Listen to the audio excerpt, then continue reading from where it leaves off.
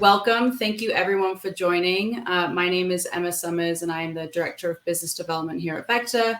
Just a little bit about Vector. We are a premier fund administrator for closed-ended alternative investment vehicles. So we do all the back office support for venture capital, private equity, fund of funds, digital assets, real estate, and private debt. This is our first session of the Essential Fund Launch webinar series, and I'm super excited here to have Yoni, Tuchman, and Aalok Virmani with me from DLA Piper. They're going to be joining us today as our guest speakers. Unfortunately, Michael wasn't able to make it, but nonetheless, we're super excited for Aalok to be able to step in and join us. So for this first session, we're going to be chatting about fund formation. We do a lot of work with emerging managers and have a number of shared clients with the DLA Piper team. So we really wanted to take this as an opportunity to address some of the questions that we typically get from clients and other funds in the industry. You know, standing up a fund can be pretty unknown and foreign, as I'm sure these two know. So Yoni and Aalok are going to be here to answer some questions today and talk through some really great topics when it comes to fund formation. We're going to be spending 45 minutes really chatting through some questions that we already have come up with, and then we'll take 15 minutes at the end to go through any questions that you and the audience might have. So on the bottom right-hand corner of your screen, you should be able to see a question little option. When you open that up, you can submit questions, and then we'll go through those towards the end of the session. And then feel free to answer questions as we go through along. If anything comes up that's kind of relevant to what we're currently talking about, I'll bring that up and we can talk about that too. We're also recording this webinar, so I'll be sharing this after the session along with a follow-up and some links to the next panels. And then Yoni and Aalok, if you want to introduce yourselves, tell us a little bit about DLA Piper and we can get things kicked off. Perfect, Emma. Thank you. First of all, thank you so much for organizing this. My name is Yoni Tuchman. I'm in Los Angeles. I am a fund formation partner at DLA Piper. We represent big sponsors, small sponsors, sponsors in between big and small in venture capital fund formation, private equity fund formation, real estate fund formation. Those are our biggest three. And then anything else that is a private investment vehicle. We work a ton with emerging managers. Emma, do you think this audience on this webinar now is more heavily weighted towards emerging managers, meaning managers who are pre-fund one or maybe in fund one or two, but haven't raised maybe an institutional fund? Or is that a fair? Yeah, something it looks like we have a little bit of a mix. So we can definitely touch both to emerging and and we're going to present for 45 minutes, but by all means use that chat button, liberally, and we'd be happy to have this more conversational, so we can make sure we're giving the best information for the right audience. Fun fact about me, we have 6 children, my wife and I, and then we got a dog. I have one client who said, interviewed a lot of different law firms, and he ended up working with us, and he said, Yoni, I want to work with you guys because I heard you have a lot of mouths to feed and you're really going to lean into this. So I said, Kevin, you're absolutely right. We're going to lean in. And the fun fact about me, I'll turn it over to my amazing tax partner, Aalok Virmani in Chicago. Yeah, thanks, Yoni. Yeah, so I work on the tax side on helping structure funds. So I help Yoni with respect to helping our clients in terms of forming the initial funds, depending on the strategy that they're going after, the types of investors that might be coming into the fund, and helping them themselves with respect to their own shop in terms of the management entity that they might be working through, the general partner of the fund, because as well as we'll get into, the fund is usually a limited partnership, and thinking about some of the economics that are coming out of the fund and some of the tax consequences of those economics. So all that stuff is pretty fun to me. Fun fact about me. I have, I've got a 16-year-old who is an adventurous driver, and a 12-year-old who's an avid tennis player. And between trying to keep up with Yoni and keeping up with them, I have a hard time with keeping up with everything. Amazing. Thank you so much. I guess I'll have to share a fun fact too, since you did as well. But I guess my fun fact is that I have 2 dogs. I have shut them downstairs so they don't bark during this webinar, but I guess that's my fun fact. But super excited to have you both here. I think having both the tax side and the fund formation side is, going to be incredible. Just having both kind of perspectives. So we can kick things off. I'll start with a very broad question, but what are the essential components of a successful fund formation strategy? Indeed, broad, Emma. And I think maybe what I would offer it as a way of answering that question is to take a step back and saying, when we have prospective clients or actual clients come to us who are looking to embark on this exciting journey of forming a venture capital firm, what we'll often ask them to kind of kick the tires on, does this make sense? Are you going to do this in a successful way? Is we'll ask them just very simply, what's your pipeline of investment opportunities? Like, how rich a vein is that you're going to mine? And what's on the other side, what's your pipeline of prospective limited partners in your fund? Do you have a big enough Rolodex to raise a fund, given your connections and contacts on the investor side, to make it a fund worth your while? And then do you have the opportunity or the pipeline to deploy the capital that you can raise? It doesn't really matter from my perspective, like the particular strategy. Is it, fintech or AI or robotics or climate tech or a combination? There's nothing about that that's dispositive in someone's ability to do this, to pull this off. But you got to have the ability to raise the cash, and you got to have the wherewithal to deploy the cash. And I don't know if that's exactly where you were aiming with the question, Emma, but that's kind of how I would frame it. And then the other parts, not to be shamelessly plugging Vector and DLA, but to shamelessly plug Vector and DLA, the other parts of this is who's in your corner, like who's advising you, especially for an emerging manager who hasn't done this. Are you really deep and enmeshed with a team around you that can both, number one, not break the bank in terms of the cost to partner with them, but someone who's really going to lean in and can tell you, look, we've done this 100 times since last Monday. This is what you're going to see. This is what's coming up next around the corner. This is how we're going to deal with it. So I think that's another part, not to the venture strategy, but in terms of standing up the firm to make it successful. A few thoughts anyway on that. Yeah, no, that's great. And Aalok, if you wanted to add anything to that too. No, I completely echo that. I mean, I think that what you're asking to be is a custodian of other people's capital for a long period of time. And if someone is going to stand up and make an investment commitment with you, they need to be, one, excited about what your story is. Two, you need to have credibility. Track record helps. What your expertise is in your chosen investment strategy, and as a fiduciary, that partnership with credible service providers such as us, DLA, tax preparers,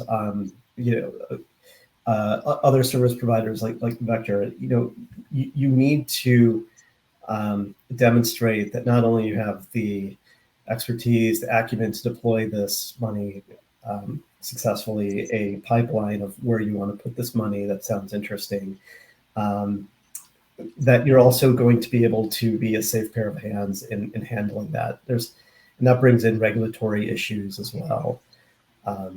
So yeah, and once you can put all that together in a credible way, then I think you're able to persuade people to invest with you side by side. Yeah, no, this is great. Well, thank you. And thank you for the shameless plug for us both. We've worked together. I'll do it again on this webinar. Don't worry. Plenty more coming. Love it. So yeah, we've definitely worked together for quite a while. And, the partnership there, I think we both have very strong sides and, definitely making sure that you have a really strong partner like DLA Piper when you're thinking about launching a fund is key. So going into a little bit more of the specifics, Can you discuss some of the key legal considerations and compliance requirements when deciding to form a fund?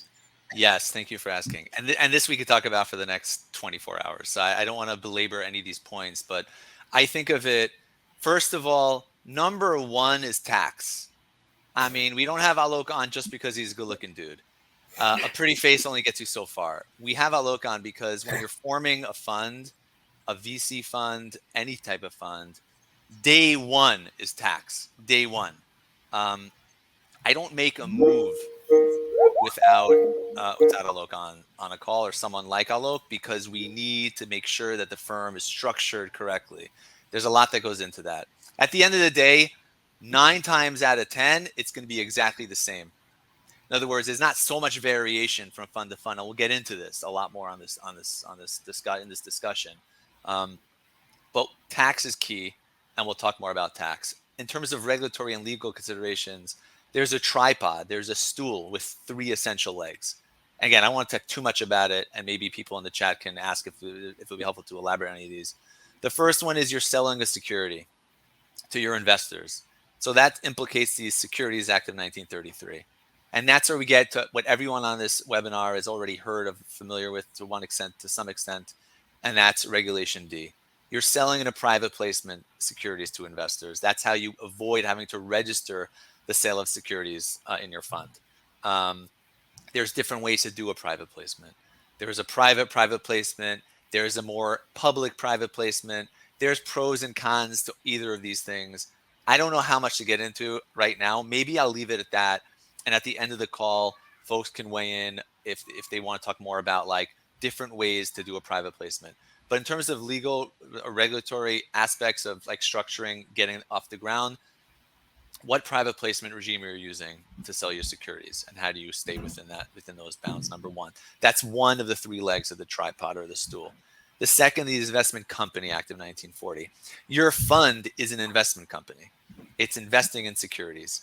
How do you avoid having to register your fund as an investment company, like a mutual fund, requiring to have a disinterested board of directors, right? And all kinds of rules which should kill your fund. The way to do that, and again, everyone on this call has probably heard to some extent the various exemptions. The 2 main exemptions for a VC fund would be 3C1 and 3C7. Either you limit under 3C1 of the Investment Company Act your investors to not more than 100 investors, or you use 3C7, which is every one of your investors is really wealthy, what we call a qualified purchaser. That's an individual who has at least $5 million of investments. So that's a pretty high bar, or an entity with 25 million in investments. So those are the 2 exemptions, and we can get into, can you use both exemptions? The answer is yes. You can have 2 parallel funds. One relies on 3C1, not more than 100 investors, but they're not all qualified purchasers, super wealthy. The other investing in parallel, it's a 3C7 fund, relying on that other exemption, with only your ultra high net worth qualified purchasers. And we can get into a lot of minutia about when to set those up and how those work together. That's a second leg of the tripod. Again, selling securities in a private placement. How do you do that? Different ways to do that. Number 2, avoiding having to register your fund as an investment company. How do you avoid having to do that? Either sell to not more than 100 investors in a private placement, or have all of your investors super wealthy qualified purchasers, or do both through parallel funds. The third leg of the 3 is the all-important Investment Advisors Act. That governs not the sale of your fund security to your investors, and it doesn't govern your fund itself, but it governs your management company. The management company that's receiving a fee in the form of a management fee and or a carried interest in exchange for providing advice to the fund with respect to securities, purchases, and sales. That entity, the management company, needs to register as an investment advisor, which is a painful process. Those who are in the PE world on this call are going to be more familiar with this than the VC, because the venture capital industry was lucky enough to have a very solid arm in Washington when these rules are being passed to lobby to have a good exemption from having to register. So the exemption is the VC fund advisor exemption. No one else has this. Only the venture capital community has this exemption written for them. If your management company only advises private venture capital funds, then you never have to register your management company as an investment advisor, and never have to go through the headache and the expense of registering, and then the headache and the pain of living as a registered investment advisor. So you'd be what we call an ERA, an exempt reporting advisor. There is a slight, easy enough to make filing that's publicly available to notify the world, SEC and the world, that you have that exemption. But as long as you maintain each of your funds operating as a venture capital fund, which has its own definition and all of that, then you're good. So those are the three main legs that answer this question, Emma, about what are the key legal or regulatory compliance considerations in forming a fund. So again, start with tax, and then what's your private placement to sell securities? How do you avoid registering your fund as an investment company? How do you avoid registering your investment management company as an investment advisor? And then there are add-ons, right? There's CFIUS, right? The Committee on Foreign Investment into the United States. If your fund is investing into sensitive or potentially sensitive technologies, then and you're going to take a bunch of Chinese money as LPs, how do you do that? That's a sensitive topic. I call out China because it's the biggest. It's considered the biggest risk from the government's perspective, but any non-U.S. investor would be subject to the same type of considerations. Are you taking money from benefit plans, from IRAs? That implicates the ERISA rules. You can't have your fund being an ERISA fiduciary. That would make it very, very difficult to run your fund. How do you avoid managing pension money even while taking pension dollars into your fund? There's different ways to take pension money into your fund, IRA money, pension money, and still avoid having to be considered a fiduciary, a plan fiduciary. So all of those are like the big things. If you have a bank investing, how does a bank invest under the Bank Holding Company Act? So another example. But this is a topic that's true to the heart of any fund formation lawyer, and we could talk at great length in great detail about all of these. And they're all things to consider when you're starting a fund and as you're forming new funds. So that's what I'd say about that. And again, happy to address any questions now or later about that. There's a ton to talk about there. Yeah, woo, that was a lot. I'm sorry, I don't mean to filibuster. There's so much there, and we didn't even get into any of the tax stuff. I mean, we can get in. I think we can serve that. We can talk about more tax. I talked enough this one. We can talk about taxes going to come up, structuring a fund. That's going to come up, I think, later in this webinar for sure. Yeah, in a number of different ways. No, I think, kind of you running through all of this, I get a lot of questions when I'm meeting a new fund that maybe hasn't selected their fund formation provider, and they'll say, hey, I'm going to use like someone that I have known from my business or someone that might be, out of the realm of the space. And, I can't push it enough that you need to have a fund formation lawyer that knows what they're doing specifically in this industry, especially because of the regulatory and compliance pieces of launching a fund. So having someone like you at DLA, just knowing all of this and having such strong expertise in terms of what you need to know, what you need to look out for is, it just sets everything else up for success. So talking more about some of the complications. So I know, there are obviously some challenges that arise when you think about structuring a fund. So what are some common challenges that typically come up that you see, and how can they be mitigated? There are two conflicting, I gotta say it, vectors that are pressing upon this question here, that we see pretty often when we're talking to new clients and prospects who are thinking about raising a fund or a venture fund. It's an urge or a tendency towards over complication on the one hand, and ironically, a tendency towards oversimplification on the other hand. Yeah. And part of the dance here is like getting it just right, and it's not hard to at all. It's not hard to get it just right, but if you're not like deeply immersed in it, I'll give you an example of both, an example of overcomplication and an example of oversimplification. We get clients who come to us and say, okay, we're forming a fund, we're forming a venture fund. It's going to be, we're targeting $100 million and, or $50 million, first time fund, very common number. And we want to, and we need offshore, we need an offshore feeder fund, we need an onshore fund, we need a, because we have non-US investors, so we need both vehicles. And right away we go, whoa, slow down. Why do you need offshore, onshore complications and expense just because you bring in non-US investors? Non-US investors don't need to come in through a non-US vehicle.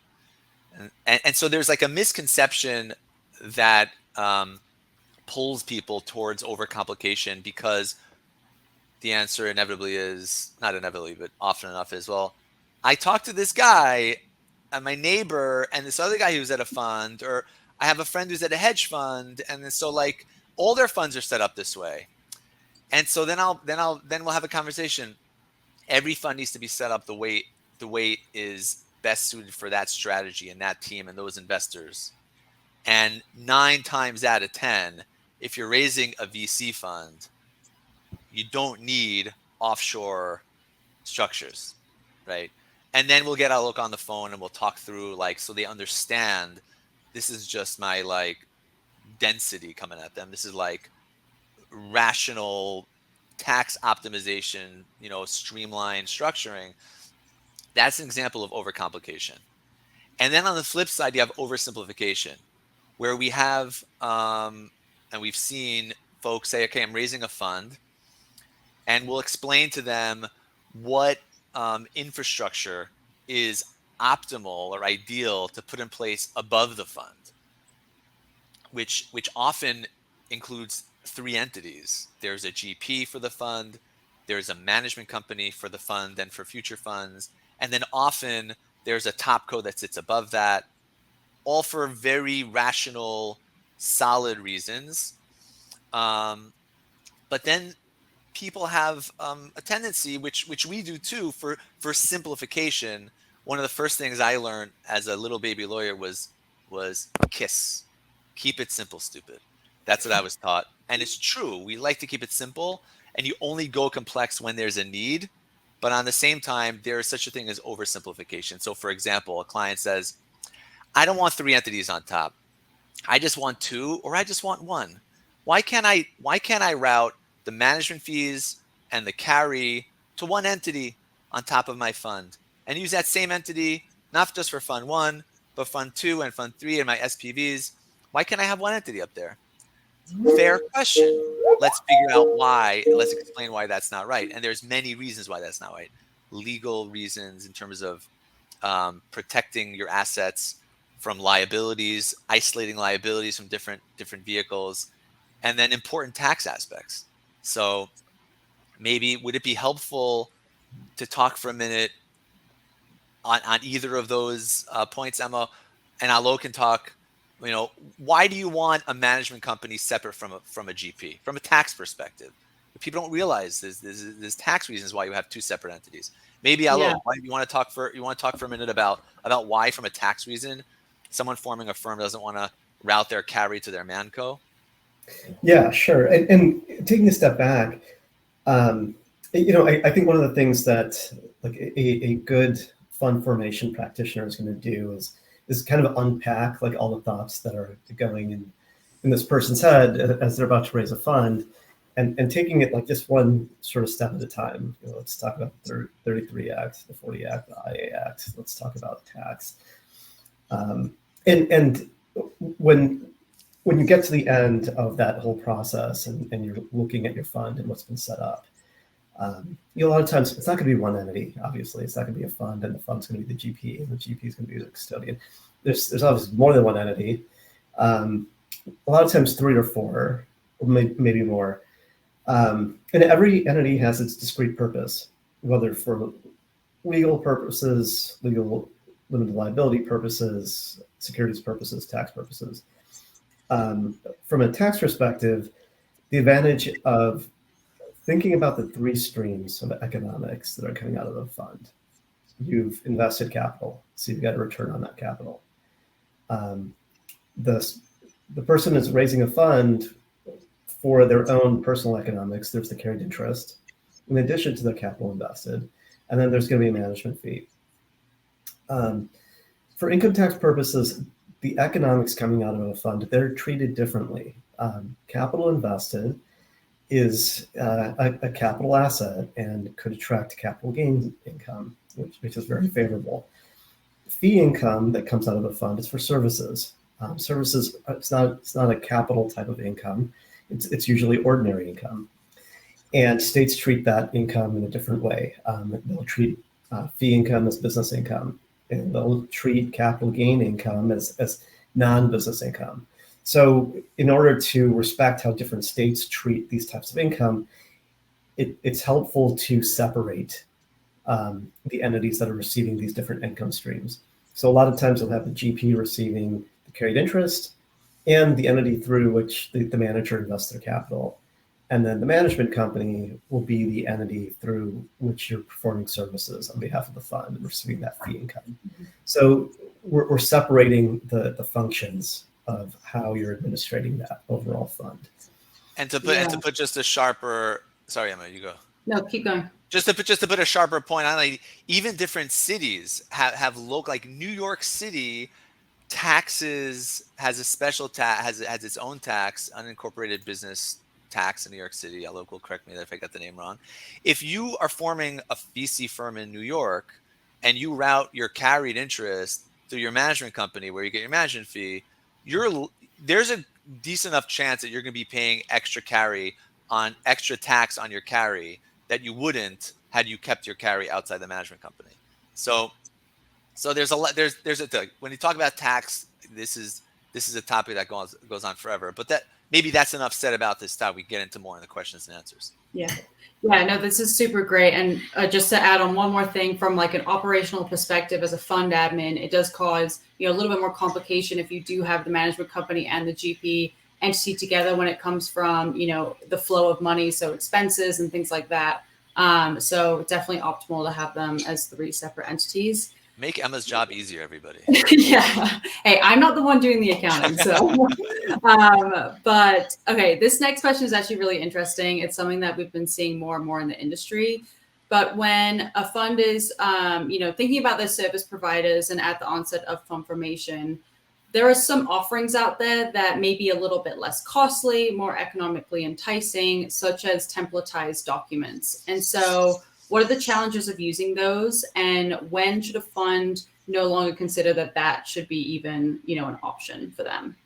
Now I'm going to step on the third rail to answer this question. The service providers out there who do it, we're very close with.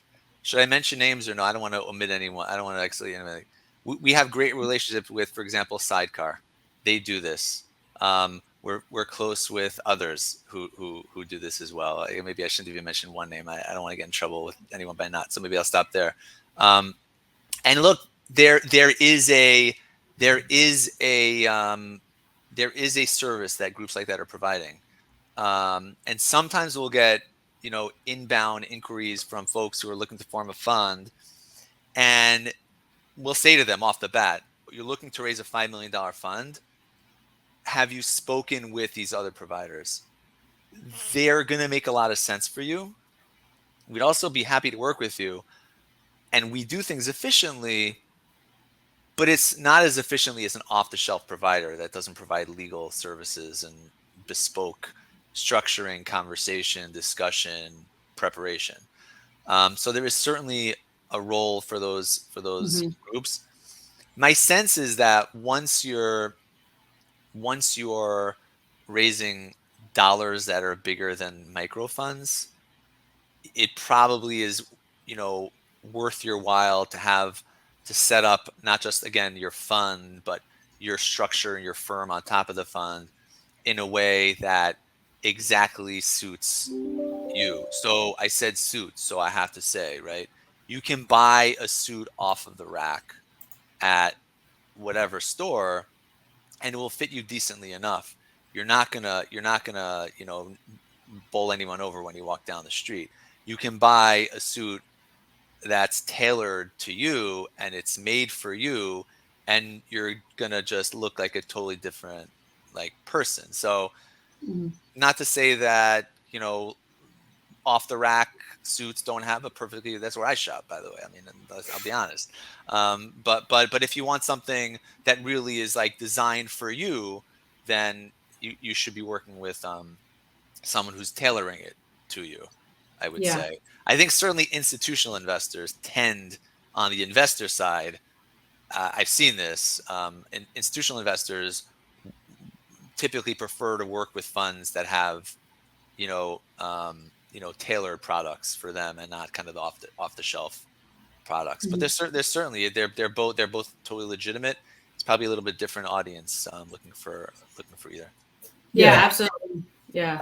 I would Go ahead. add that if you are moving forward with trying to raise capital for an investment idea, you're likely doing this as your livelihood. You're going to do it on a full-time basis, and the documents that you have are governing that relationship that you're having with your portfolio investments, with your investors, how you're going to be managing it. Do you know what you have? Every word that's on that page, even if it's a template, someone has given tremendous thought to. But it's yours.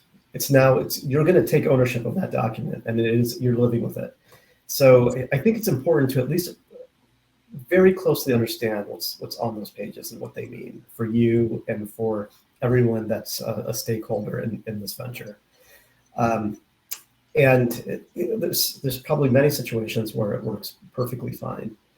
But it's just important to know. And then there's going to be, quickly uh, things that you're going to want to tweak.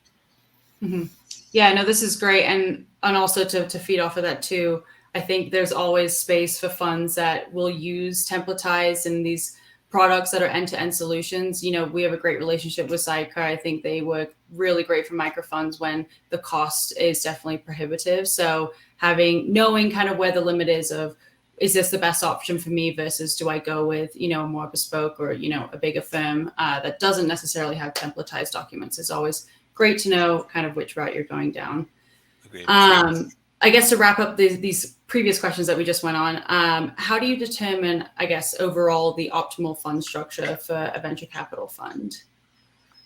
So we have this product at our law firm that you put in these different inputs. You put in where the GPs are based, right? Are they U.S., non-U.S.? Where are they based? What's the fund going to be deploying into?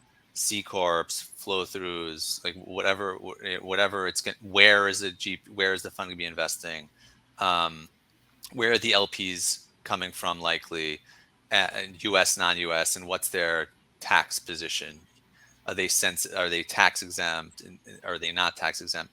So you put these factors in, and then the algorithm kind of spits out like the ideal structure. And I say that as a not a very good joke, but the algorithm I had in mind is Aalok, like someone like Aalok, who was like ask the questions like there's just a few inputs that we need, the ones I just laid out basically, and then there may be some digging into depending on where those questions what the answers are to those questions, and then you come and those are the factors that spit out based on this algorithm the right. I'm joking. I'm not saying this with great class, but the algorithm is like the Aalok's, tax knowledge. So based on these factors, here's the structure. And like I said earlier, 9 times out of 10, it's more than 9 out of 10. It's like 9.9 out of 10. The answer is it's a Delaware. I'll tell you right now, it's a Delaware limited partnership. That's the fund. There's no feeders. There's no blockers. There's no offshore anything. It's the GP is a Delaware limited partnership.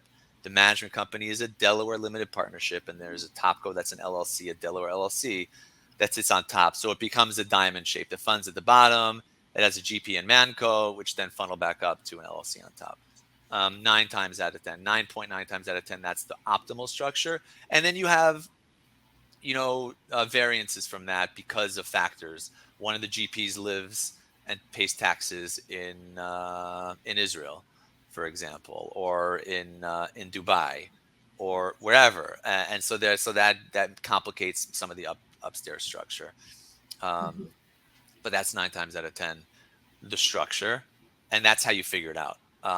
It's so much tax driven. The one regulatory thing I would say, and this is uncommon. I mentioned earlier the 3C1 exemption, where you can avoid having to register your fund as an investment company if you have not more than 100 investors in your fund on a look-through basis or look-through rules. But if you cap the whole thing at 100, if you have a non-US fund, meaning all the people are in the US, but they form the fund in the Cayman Islands or in Canada, right? In that case, you only have to count the US investors in that fund vehicle for purposes of counting the 100 limit. So if you're afraid that you're going to bump up to this 100 cap in your fund, so there's a number of solutions. You could form a parallel fund. As I said, those 2 different exemptions, up to 100 investors in Fund A, and then only really wealthy investors in Fund B, qualified purchasers, that could give you more space than 100 when you aggregate the 2 funds. That's one solution. Another solution would be form your fund offshore, because then you don't have to count non-US investors when you reach your 100. So you could have 100 US investors and 100 non-US investors, and you have 200 investors, but you're still within 100 cap for your exemption. So that doesn't come up often, because 100 investors is a lot. But that would be like another factor from a regulatory perspective that may militate going offshore in terms of the structure. And then kind of to feed off of that into another question for Aalok. So, and you as well, Yoni, but what is the difference when you think about the structuring between going with like a limited partnership versus an LLC? And I know this might be pretty heavily on the tax side. It is largely on tax. I mean, the LLC it's a really good entity type. It's really convenient. It does a lot of things all by itself. Every member of a limited liability company has got limited liability. Of an LLC has got limited liability. So it works well in a lot of ways. Kind of interesting from a U.S. federal income tax perspective with respect to an LLC. It's odd in that U.S. federal income tax treats an LLC as flow-through, as a default. The U.S. is really, and states are really the only jurisdiction that would treat an LLC as flow-through by default. Non-U.S. jurisdictions, they see every beneficial owner of an LLC as having limited liability. That's a default rule to make that entity treated as a corporation. And so in the US, while it might work well, almost every non-US jurisdiction treats an LLC as a corporation. And that creates certain issues. So if you've got non-US investors coming into your fund, they are going to be treated from their own tax jurisdiction as investing in a corporation. If your fund is investing outside of the United States, the portfolio assets are going to be treating themselves as being invested, as having a corporate owner. And if there's treaty benefits that would otherwise be available, the fund actually acts as a blocker if it's an LLC. So we generally prefer limited partnerships because they're treated as transparent in most jurisdictions. Having said that, though, there are a number of situations where an LLC works perfectly fine. If it's an entirely U.S. strategy and you've got all U.S. investors and the investment manager themselves is a U.S. person, so it's entirely contained within the U.S., it can work perfectly fine. But any sort of broadening of the strategy to any type of nexus outside the United States, you'll want to veer away from an LLC. Great. Yeah, very interesting. And I know we are kind of running up a little bit on the allotted time that we had planned to talk through some questions. Sorry, so I'm my fault. No, you're all good. Shut up. Continue.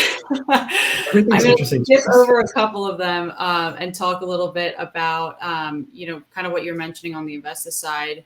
And then we have some good questions I can kind of go through at the end. But Talking about the terms of a fund, what do investors typically look at when they're thinking about investing in a fund, and are they even actually looking at certain terms? It depends on the fund. It depends on the fund, right? The fund's investor base, right? Many emerging managers who are raising their first fund for sure. Who are their investors primarily? Primarily, high net worth individuals who are familiar with the founders. Primarily, family offices who have an affinity, have a familiarity with the founder, the GPs, and 9 times out of 10, those groups are not reading the documents. I just be honest. They're just filling out the subdocs, and they're they get the term, they see it's 2 and 20, or they're told it's 2 and 20, or whatever the key economics are, and they sign up. But then you have even emerging managers, and certainly past emerging managers who are on institutional level funds, where they have bigger investors who hire law firms to negotiate the documents and side letters. And in that case, it's exactly opposite. They're not only not reading the documents, they're reading every word of all the documents and then some. And it could be huge negotiations. Every line, every word almost in a fund document can be negotiated and has been negotiated. So it's hard to pick out a couple of topics that are negotiated or key to investors. Obviously, the economics need to be in line with the investors looking for, which tend to be the economics that are market. I mentioned 2 and 20. There's a lot of variation within what 2 means and what 20 means, obviously. So it just depends on your investor base. Great.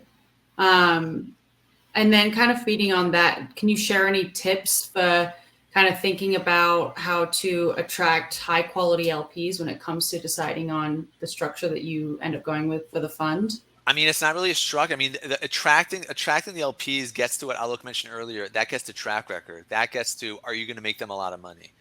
An LP is not going to be excited or turned off by a structure. That's just boring. They yawn over that stuff.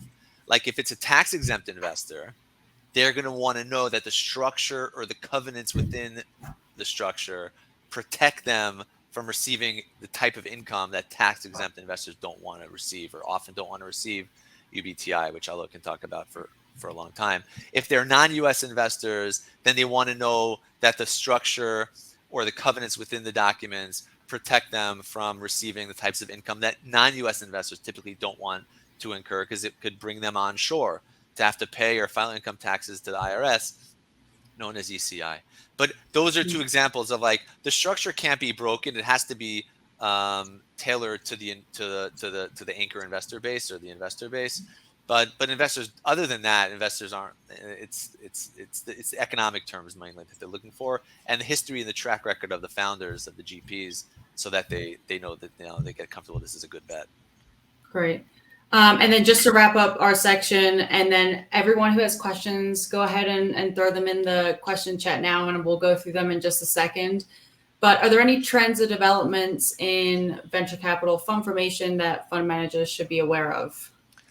Yes. I mean, trends like the market is not great, and right, that's that. I don't need to talk about that. I mean, funds are tending to be smaller than the GPs may have otherwise wanted, tending to take a bit longer to raise them.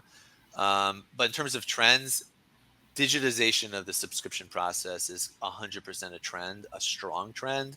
In the old days, you used to email out the subscription booklets, and people would print them and fill them out and scan them back, or you make fields in them and they type it in and then e-signature it.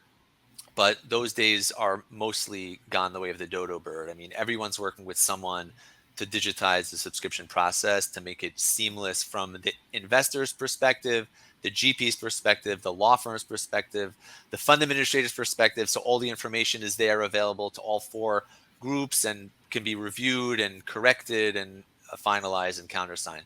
That's a no-brainer as a trend. And then we mentioned earlier the public-private placement, the 506C. I don't think I referred to it as 506C, but the way you can sell the securities in your fund to your investors within the private placement regime. So again, avoiding having to register the sale of the security with the SEC, but still be enabled and empowered to talk publicly about your fund to the world on social media, on podcasts.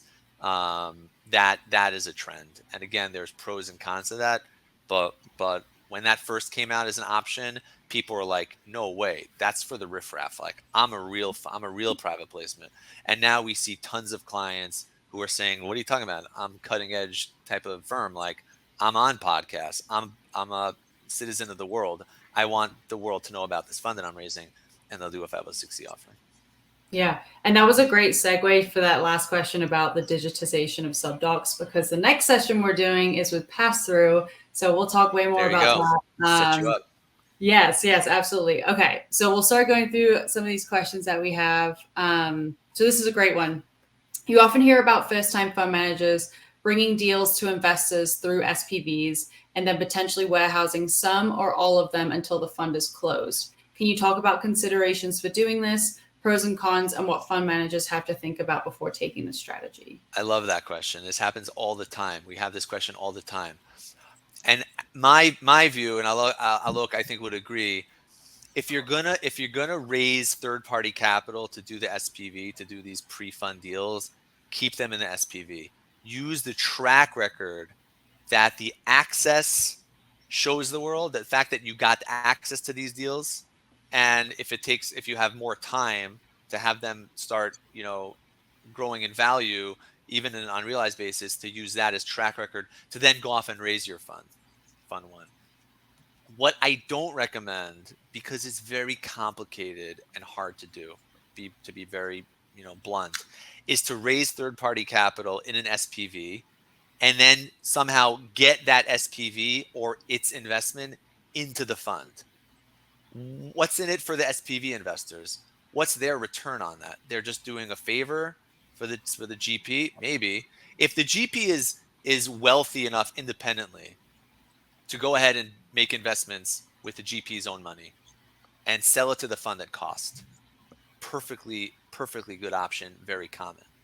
But if the investment is of a size that the GP can't do it on his or her or their own, and they need to raise money to do it, great, raise that money, keep an SPV, and then tout that SPV success or access when you go raise your fund. And those SPV investors can invest in your fund, and third-party investors can invest in your fund. But to move that asset or that SPV into the fund is complicated, again, because what's in it for the investor? You got to work that deal out. And then what happens if you don't end up raising your fund? There's too many what ifs in that.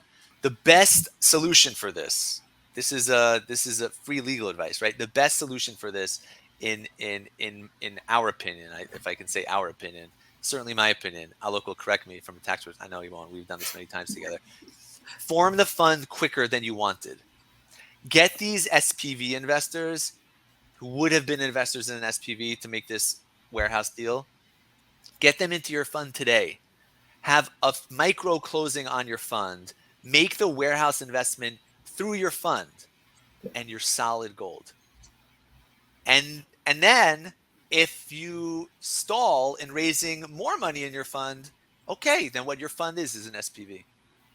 But at least it's there already. There's no maneuvering, negotiating, working out between your SPV investors how to get their asset and their money into a different vehicle for what and when and what if not, and that's the way to do it. So that's what we recommend. Sometimes you can't. Sometimes the timing doesn't work out. Yeah, I agree with all of that. I mean, the great concept of a warehouse investment is that from the investor's perspective, it's not like a blind pool. It's not like a big guess, like I'm going to make a commitment of like $500,000 or $10 million into this fund, and who knows what I'm going to end up investing in. You're able to knock on something tangibly. You get to like really chew on it, and so it's very attractive. But if you're holding something at a warehouse that you want to bring into a fund later, as time goes on, the value is going to change. It's going to go up in value or go down in value, and then bringing that investment in at cost, there's like an inherent transfer pricing issue. So like from a tax perspective, we want transactions to happen at current fair value. And in a fund perspective, we want to bring that investment in at cost. So there's an inherent tension on how that investment is going to be coming in. And it does create tremendous complexity. It can work, but be mindful of that. It's not going to be straightforward to do. Yeah, we love free legal advice, so that was great. But we have, Yeah, we have just a few more minutes, so I'm going to run through these next questions pretty quickly. But what are the top 3 offshore jurisdictions that you work with in respect to setting up funds as DLA Piper? Well, the biggest one that I still work with is the Cayman Islands.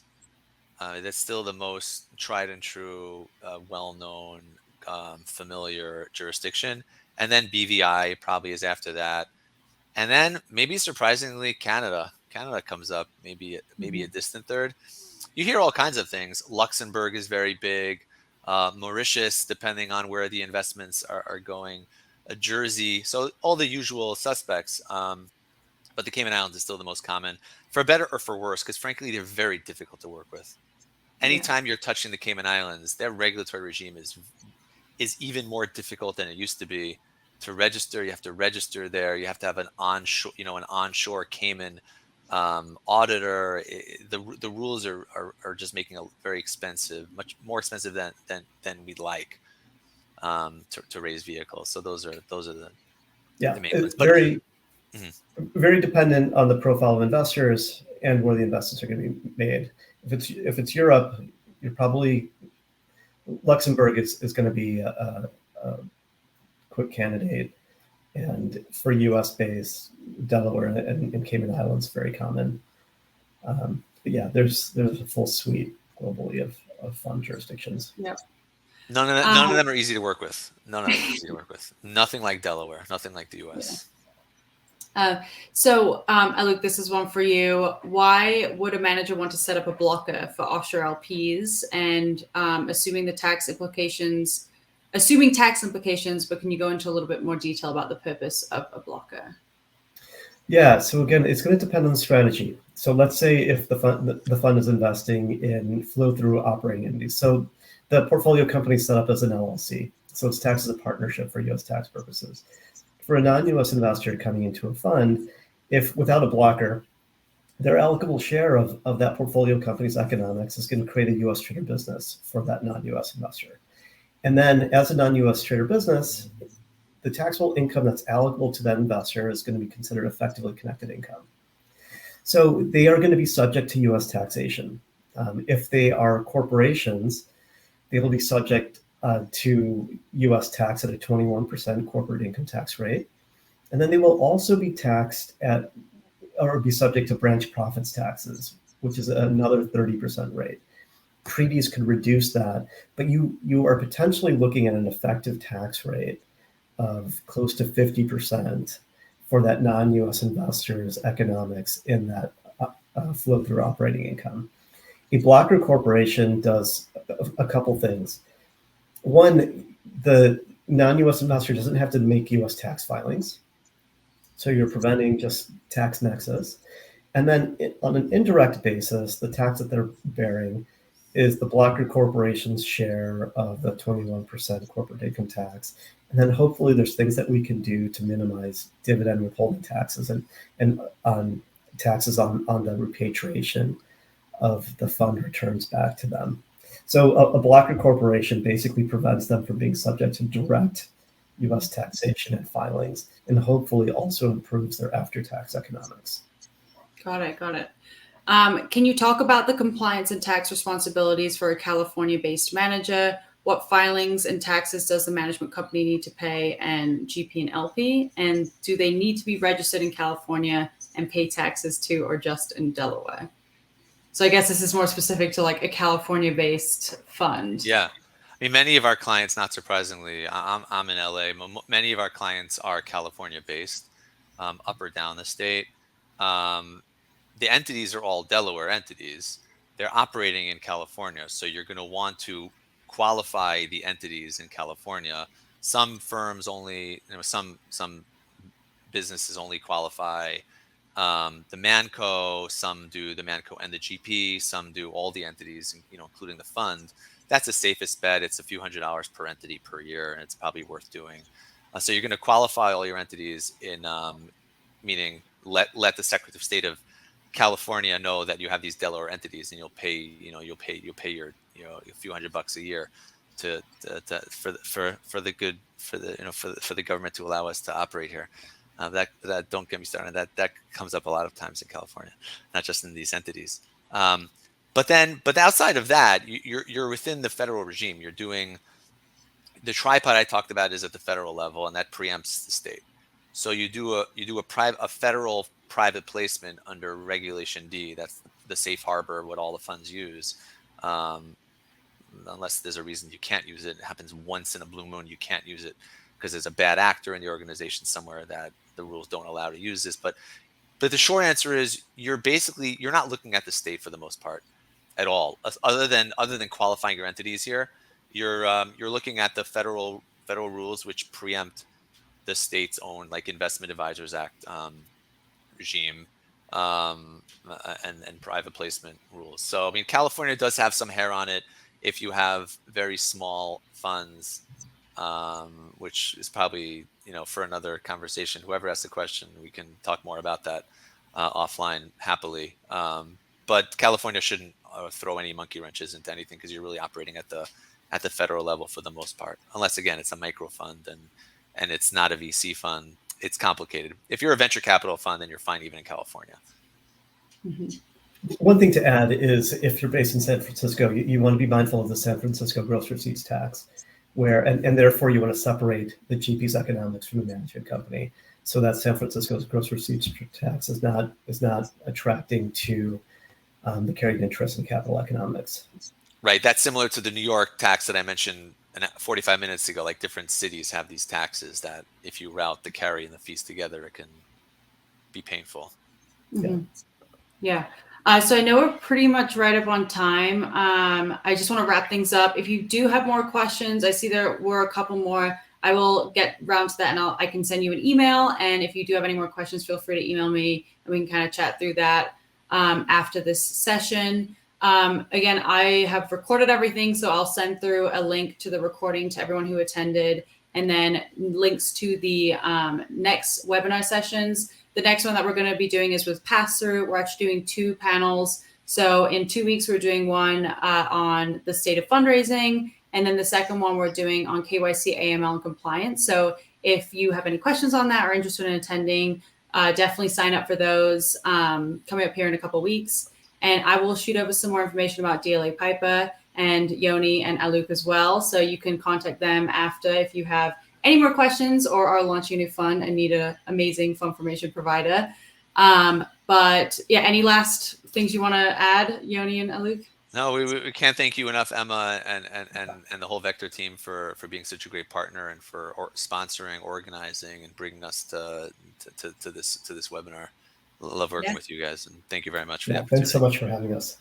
Thank you so much. Yeah, it was great having you. And yeah, thank you. Thanks, everybody. Thank you, everyone.